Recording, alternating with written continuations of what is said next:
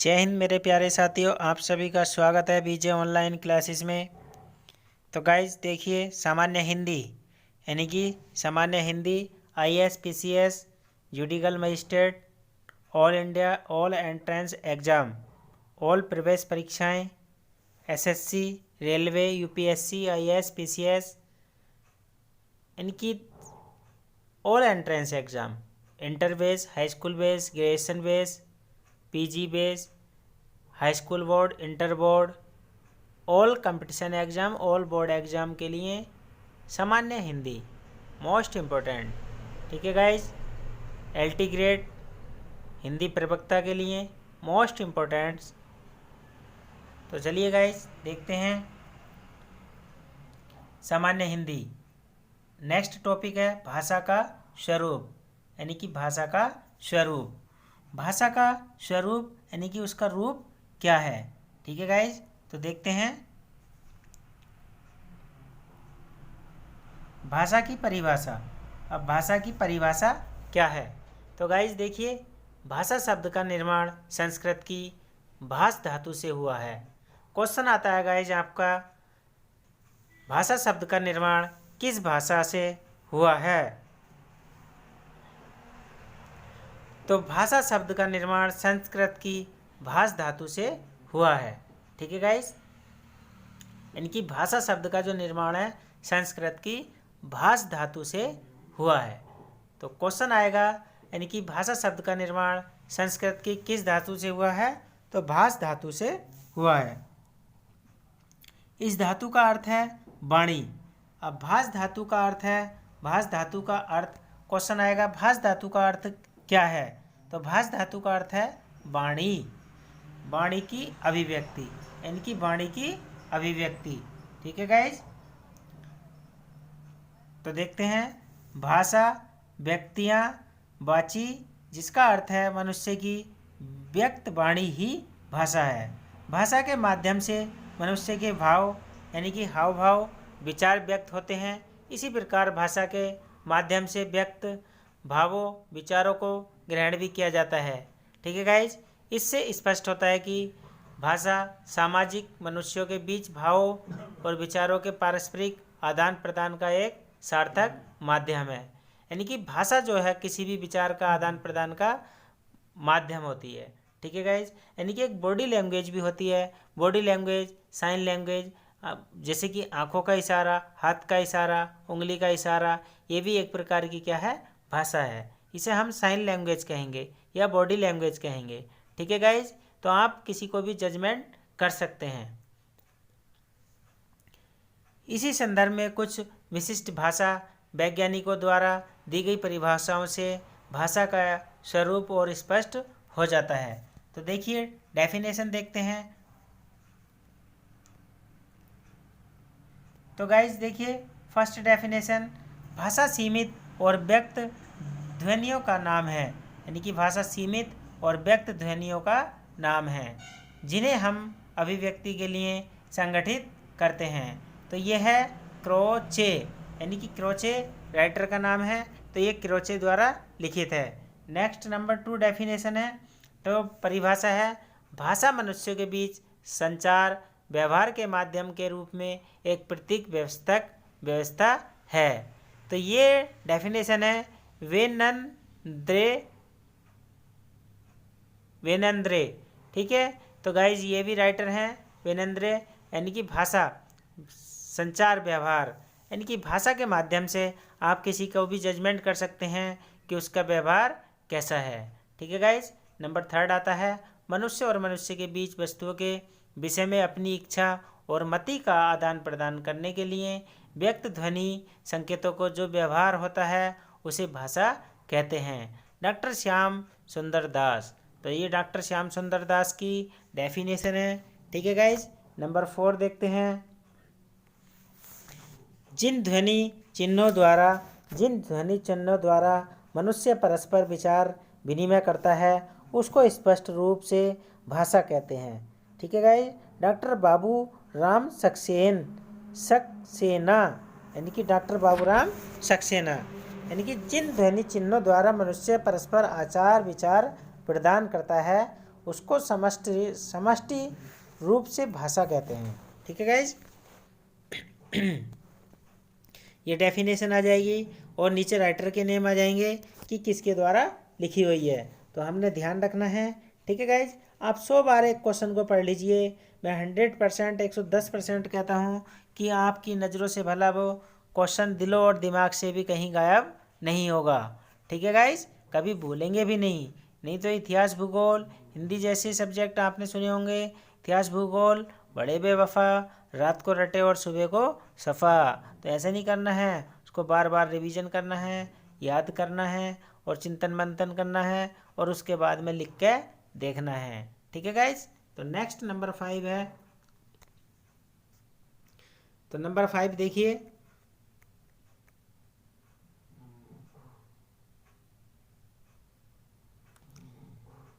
यानी कि number 5 definition, उच्चरित ध्वनि संकेतों की सहायता से भाव या विचार की पूर्ण अथवा जिसकी सहायता से मनुष्य परस्पर विचार विनिमय या सहयोग करते हैं, उस यादृच्छिक रूढ़ ध्वनि संकेत की प्रणाली को भाषा कहते हैं। आचार्य देवेंद्र नाथ शर्मा। ठीक है गाइस, तो ये सारे डेफिनेशंस हैं। कोई भी डेफिनेशंस आपकी आ जाती है, आपने देखा होगा ये डेफिनेशन किस राइटर की है, तो 4 ऑप्शन बना दिए जाएंगे। ठीक है गाइस, तो ध्यान रखेंगे। नेक्स्ट डेफिनेशन है 6, भाषा। भाषा मनुष्य की उस चेष्टा या व्यवहार को कहते हैं जिससे मनुष्य अपने उच्चारोपण योगी शरीर अवयवों से उच्चारित किए गए वर्णनात्मक या व्यक्त शब्दों द्वारा अपने विचारों को प्रकट करते हैं, यानी कि अपने विचारों का आदान प्रदान करते हैं। ठीक है गाइज,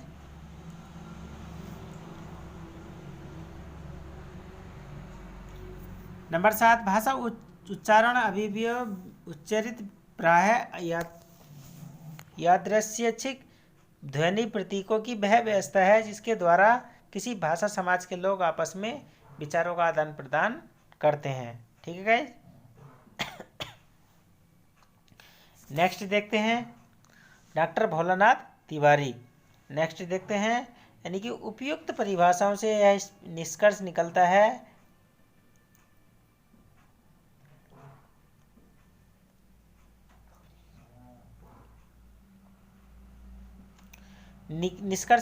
कि भाषा सामाजिक मनुष्य के भावों का एवं विचारों के पारस्परिक आदान प्रदान का माध्यम है।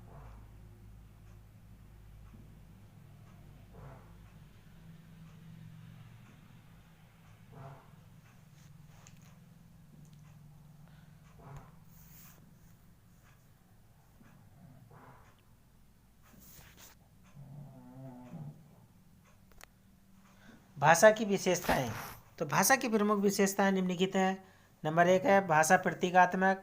नंबर 2 भाषा ध्वनि में है। नंबर 3 है भाषा का संबंध मनुष्य से है। ठीक है गाइज, नंबर 4 भाषा परिवर्तनशील है, भाषा की क्षेत्रीय सीमा होती है।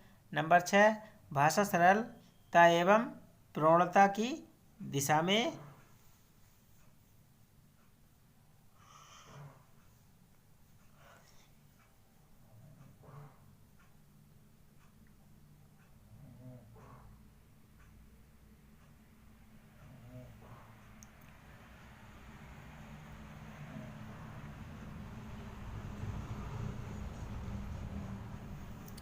नंबर 5 भाषा की क्षेत्रीय सीमा होती है, भाषा सरलता एवं प्रौढ़ता की दिशा में सतत गतिशील होती है। समाज के सांस्कृतिक विकास एवं पतन।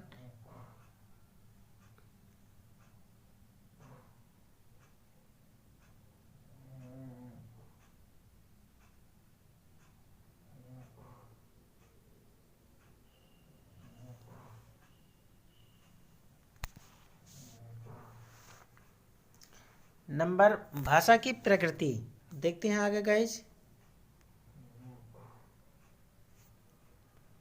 भाषा की प्रकृति यानी कि उसका नेचर, व्यवहार।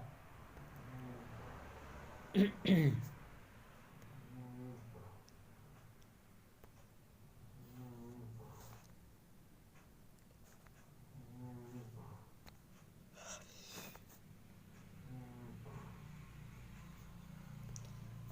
की प्रकृति।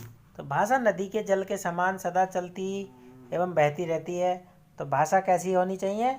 नदी के जल के समान। जैसे जल बहता चला जाता है तो वैसे ही हमें मंदिर के थान पे भी आते रहना चाहिए।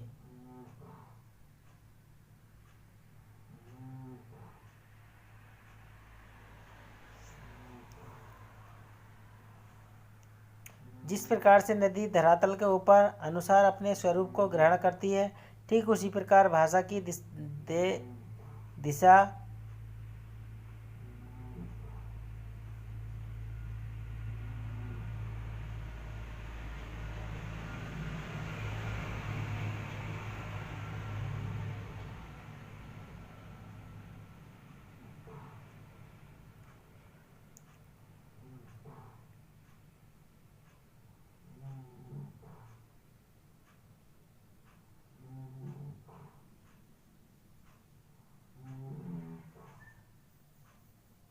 भाषा के अपने आंतरिक गुण या स्वभाव को भाषा की प्रकृति कहते हैं। तो भाषा की प्रकृति क्या है? अपने आंतरिक गुण या स्वभाव के भाषा की प्रकृति का पता चलता है। भाषा के रूप। प्रत्येक देश में भाषा के मुख्यतः 3 रूप उभरकर सामने आते हैं जो निम्नलिखित हैं। बोलियां,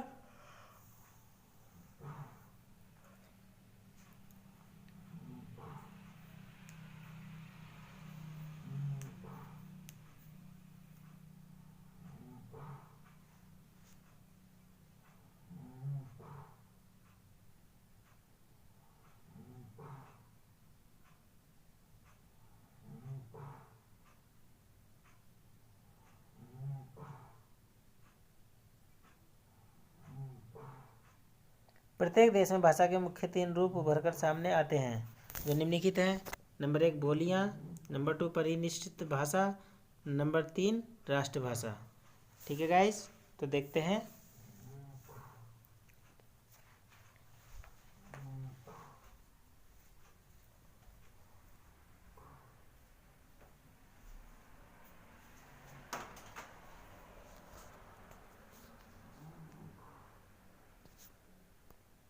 भाषा के रूप।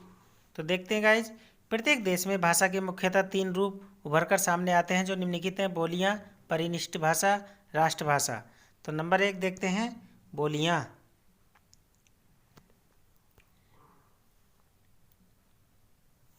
भाषा के जिन रूपों का प्रयोग साधारणतः जनता अपने समूह या घरों में करती है उसे बोली कहते हैं। भारत में कुल मिलाकर लगभग 650 बोलियां बोली जाती हैं। ठीक है गाइज, मोस्ट इम्पोर्टेंट क्वेश्चन है, अक्सर आता है गाइज। ठीक है, यानी कि भारत में कुल मिलाकर लगभग कितनी भाषाएं बोली जाती हैं? तो 650 बोलियां बोली जाती हैं जो देश के विभिन्न क्षेत्रों में प्रचलित हैं। हिंदी भाषी सीमा पश्चिम में जैसलमेर राजस्थान, उत्तर पश्चिम में अम्बाला पंजाब, उत्तर में शिमला हिमाचल प्रदेश से लेकर पूर्व में भागलपुर बिहार, दक्षिण पूर्व में रायपुर मध्य प्रदेश,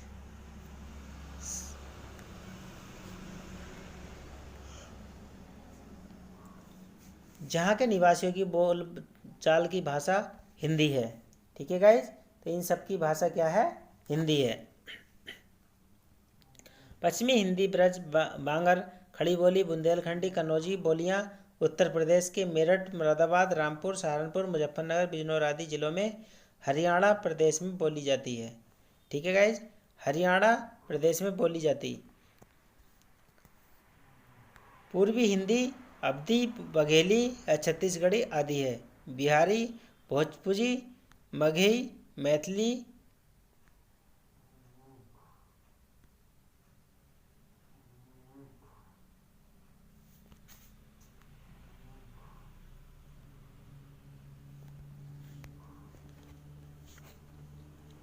पूर्वी हिंदी। तो देखिए पूर्वी हिंदी में क्या होता है गाइज? पश्चिमी, ये तो हो गई पश्चिमी हिंदी। अब देखते हैं पूर्वी हिंदी। तो पूर्वी हिंदी अवधी बघेली छत्तीसगढ़ी आदि। बिहारी तो बिहारी में आती है भोजपुरी, भोजपुरी, मगही, मैथिली, अंगिया। नंबर राजस्थान में देखिए,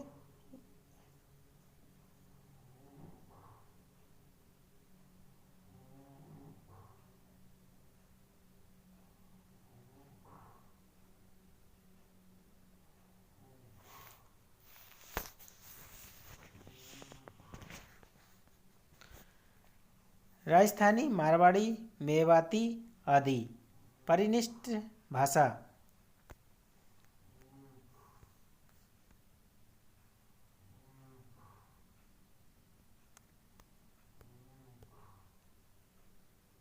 परिनिष्ठ भाषा किसी बोली को जब व्याकरण से परिशिष्ट किया जाता है तब एक परिनिष्ठ भाषा बन जाती है।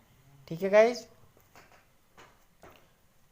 आज की खड़ी बोली हिंदी लगभग 200 साल पहले एक बोली ही तो थी। आज हिंदी परिनिष्ठ भाषा है। नंबर 3, राष्ट्रभाषा। किसी भी देश की परिनिष्ठ भाषा जब व्यापक रूप से बहुसंख्यक जनता द्वारा व्यवहार में ग्रहण कर ली जाती है तब आगे चलकर राजनीतिक और सामाजिक शक्ति के आधार पर राष्ट्रभाषा का स्थान पा लेती है। ठीक है गाइस, तो आगे देखते हैं।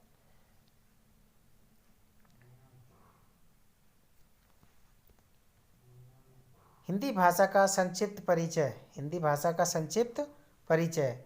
हिंदी का नामकरण। हिंदी, हिंदू, हिंदी, हिंदी का नामकरण। हिंदी, हिंदू और हिंदुस्तान।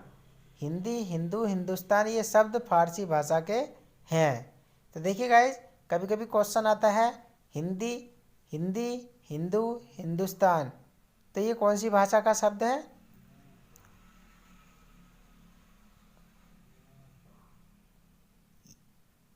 ये फारसी भाषा के हैं। तो ये फारसी भाषा के हैं। हिंदी, हिंदू, हिंदुस्तान, तो ये शब्द किस भाषा के हैं? फारसी के।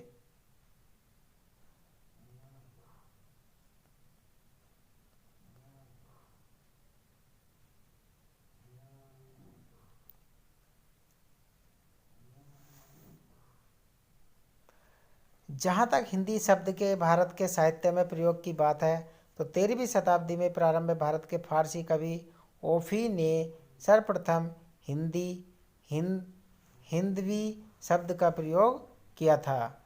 ठीक है गाइज, तो फारसी कवि यानी कि ओफी। तो क्वेश्चन आता है सर्वप्रथम किस कवि ने हिंदवी शब्द का प्रयोग किया? तो किसने किया गाइज? फारसी कवि ओफी ने। कौन थे ये? फारसी।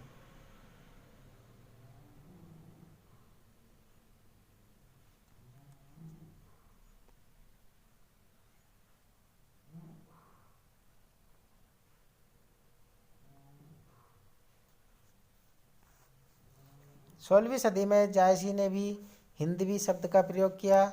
17वीं सदी तक मुसलमान कवियों द्वारा हिंदवी और हिंदी दोनों ही शब्दों का प्रयोग किया गया। ठीक है गाइज, आगे देखते हैं।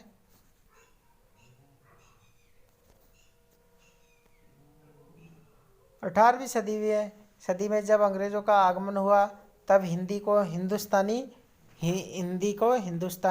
संज्ञा दी गई, किंतु हिंदी नाम को ही भारतीय जनमानस में ने स्वीकार किया। व्यापक राष्ट्रहित, राष्ट्रीय एकता, जनसंपर्क को दृष्टिगत रखते हुए स्वाधीन भारत के संविधान में हिंदी को राष्ट्रभाषा स्वीकार किया गया। यह देश की सांस्कृतिक एकता, लोक चेतना, सामाजिक संपर्क की भाषा है। इसकी लिपि देवनागरी लिपि है।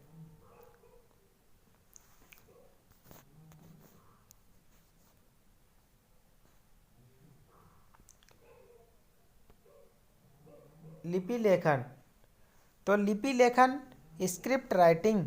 लिपि की परिभाषा, ध्वनियाँ जो वाणी से निकल जाती हैं आकाश में समा जाती हैं क्योंकि उनका स्थायित्व नहीं होता। जिस किसी को हम अपने विचार समझाना चाहते हैं, यदि वे हमसे इतना निकट रहते हैं कि हमारी वाणी से निकली हुई ध्वनियों को सहजता से सुन लेते हैं तो वे हमारे विचारों को समझ लेते हैं। किंतु यदि वे इतनी दूर हैं कि हमारी ध्वनि को नहीं सुन सकते तो हम उन ध्वनियों को लिखित रूप में संप्रेषित करते हैं। इस प्रकार से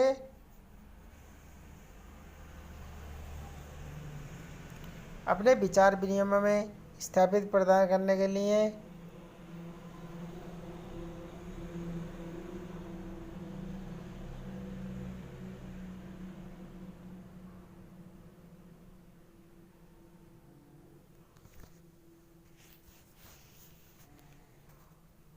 दूरस्थ लोगों को लाभान्वित करने के लिए इन ध्वनियों के कुछ चिन्ह बना लिए गए हैं। इन्हीं ध्वनि चिन्हों के द्वारा मनुष्य हजारों लाखों मील दूर रहने वाले लोगों के साथ विचारों का आदान प्रदान कर लेता है।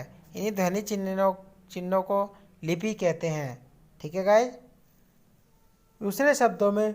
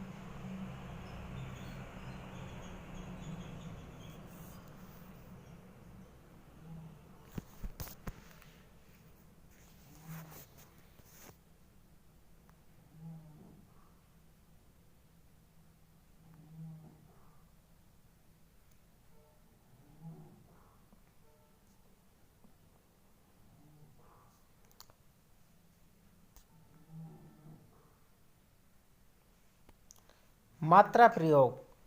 व्यंजनों से विभिन्न विभिन्न उपकरणों के निमित्त उनके साथ स्वर जोड़े जाते हैं और उस समय स्वर के बदले हुए रूप को मात्रा कहते हैं। 12 खड़ी के साधारण नियमों के अलावा मात्रा संयोग में कुछ विशेषताएं भी होती हैं। जैसे ऊ और बू की मात्राएं रे में मिलने पर उनका आकार कुछ निराला हो जाता है।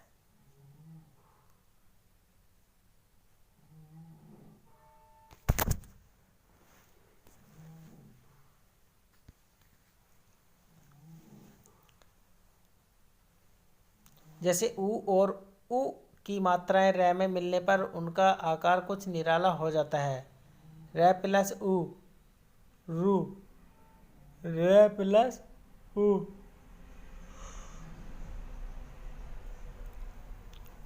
रे प्लस ऊ रू।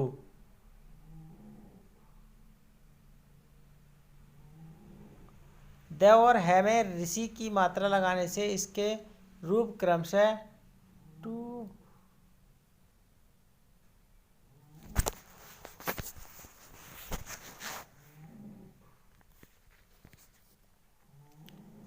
द और है में ऋषि की मात्रा लगाने से उनके रूप को क्रमशः द है हो जाते हैं। हिंदी वर्णमाला में स्वरों की संख्या 11 है।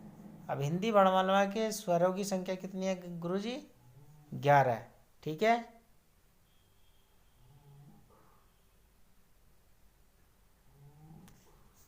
प्रत्येक स्वर की मात्रा इस प्रकार है: छोटा, बड़ा, छोटी, बड़ी, छोटा ऊ, ऋषि, ऐनक, औगरी,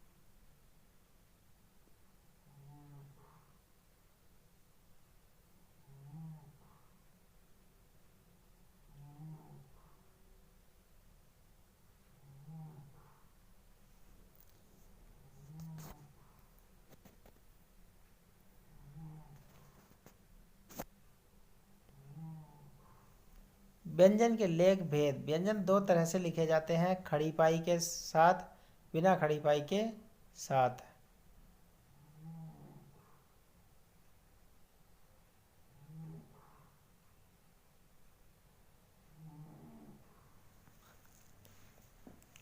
शेष व्यंजन खड़ी पाई जाती सी लिखे जाते हैं। हिंदी के सभी वर्णों के सिरे पर एक आड़ी रेखा रहती है जो धीरे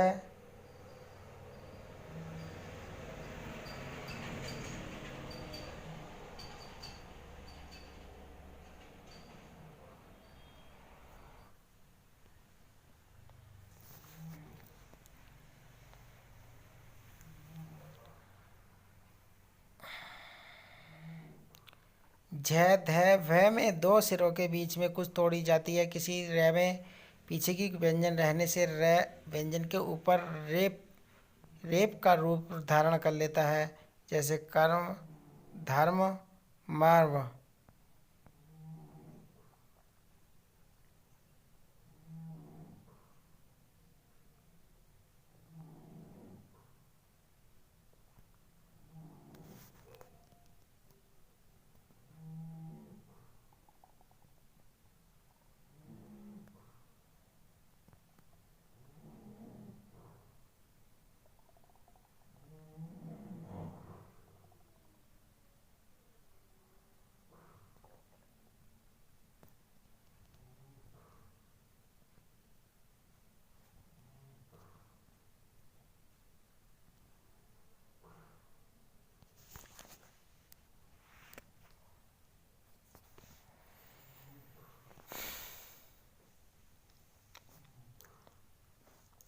चक्र, वज्र, राष्ट्र, हाकार से मिलने वाले व्यंजन कभी कभी मूल से उसके पूर्व लिख दिए जाते हैं, जैसे आहन, आहान, आह्लाद, आहाद, चिन्ह, चिन्ह, ब्रह्म, ब्रह्म, ब्राह्मण, ब्राह्मण।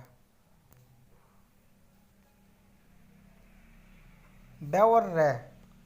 ब और र यह जय के लिखने उच्चारणों में उसके शुद्ध रूप पर ध्यान रखना चाहिए। हिंदी में प्रायः लोग लापरवाही में से ब की जगह ब।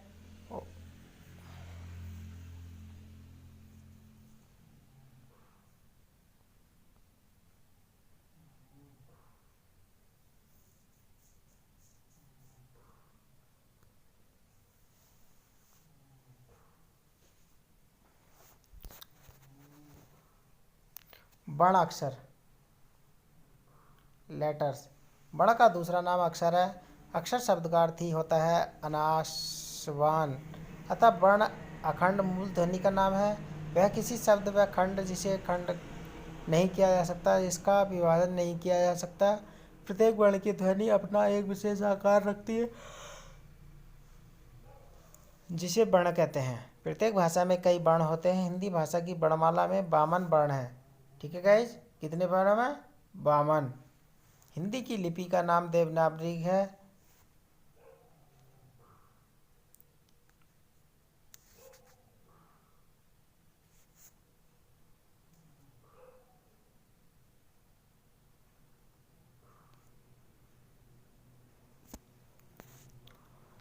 हिंदी की लिपि का नाम क्या है? देवनागरी। इंपॉर्टेंट है, मोस्ट इंपॉर्टेंट अक्सर क्वेश्चन आता है गाइज। वर्णमाला के कितने वर्ण हैं? 52।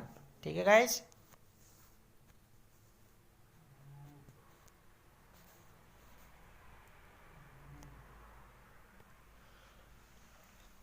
छोटा, बड़ा, छोटी, बड़ी, यानी कि ये आप देख रहे हैं, ये कितने स्वर हैं? 52। ठीक है गाइज।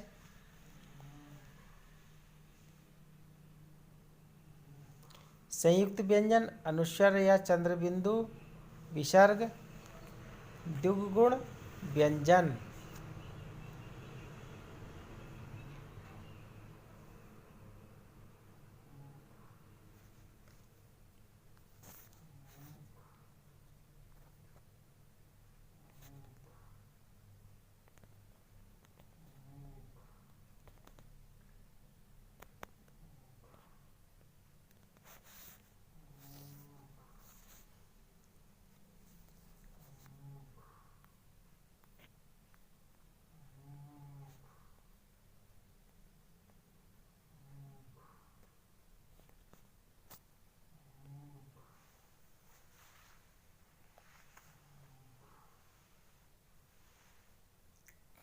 देखिए संयुक्त व्यंजन छ त्र कै त्र अनुस्वर या चंद्र बिंदु।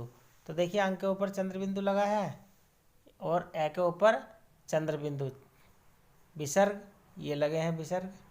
ठीक है गाइज।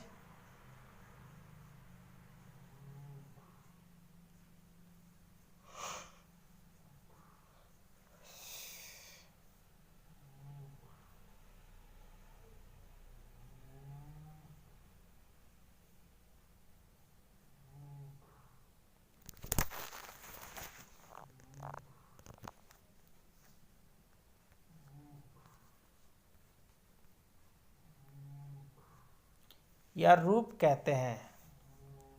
वर्णभेद देखिए गाइज, तो दो भागों में बांटा है, स्वर और व्यंजन। वर्णभेद कितने भागों में? दो भागों में, स्वर और व्यंजन। अब देखिए स्वर के भाग, उपभेद, हर्ष, दीर्घ, लुप्त, नंबर 1 मात्रिक, लिपिक,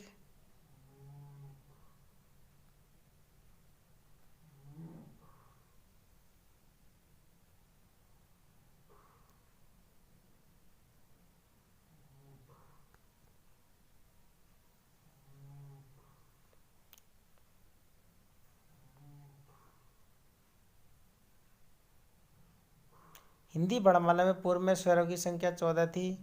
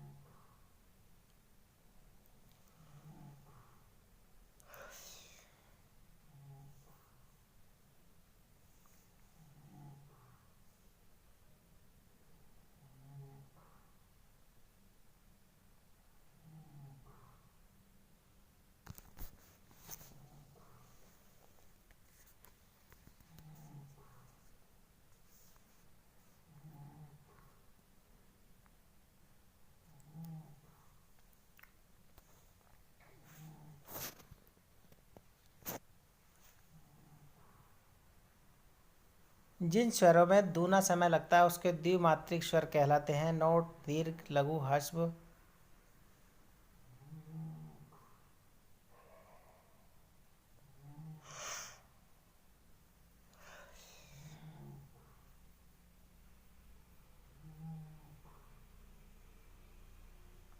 एक मात्रिक, द्विमात्रिक, अतिरिक्त रूप स्वरूप का भेद होता है जिन्हें लुप्त, त्रैमात्रिक कहते हैं। इसके उच्चारण में एक मात्रा का तिगुना समय लगता है। यह चिल्लाने, गाने, रोने, दूर से पुकारने में नहीं होता है। जैसे बाप रे, रे मोहन, चिल्लाने लगे, गाने लगे, रोने लगे। ठीक है गाइज।